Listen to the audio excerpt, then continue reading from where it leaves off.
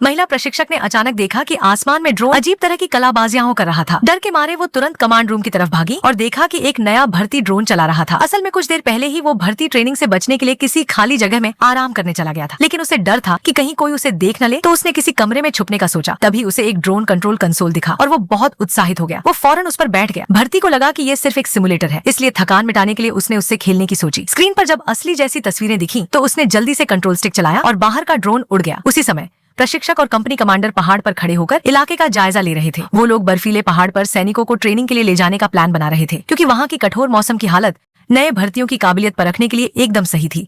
वो दोनों बात कर ही रहे थे कि उन्हें ऊपर से ड्रोन की आवाज सुनाई दी। उन्होंने देखा कि ड्रोन हवा में कलाबाजियां कर रहा है, तो उन्हें लगा कि शायद प्रशिक्षक ड्रोन सिस्टम की टेस्टिंग कर रही है। इसलिए वो कमांड रूम की तरफ चल दिए ताकि जाकर देख सके। उस वक्त उन्हें बिल्कुल भी अंदाजा नहीं था कि ड्रोन को कोई नया भर्ती उड़ा रहा है, और प्रशिक्षक खुद भी इस बात से अनजान एक सीनियर अफसर से बात कर रही थी। लेकिन तभी उन्हें भी ड्रोन की आवाज सुनाई दी। दूसरी तरफ भर्ती अभी भी मजे से कंट्रोल कंसोल से खेल रहा था। प्रशिक्षक ने सोचा कि सीधे जाकर टोका तो वो घबरा जाएगा, इसलिए वो धीरे से पीछे से पास आई और अपनी आवाज जानबूझकर धीमी कर दी।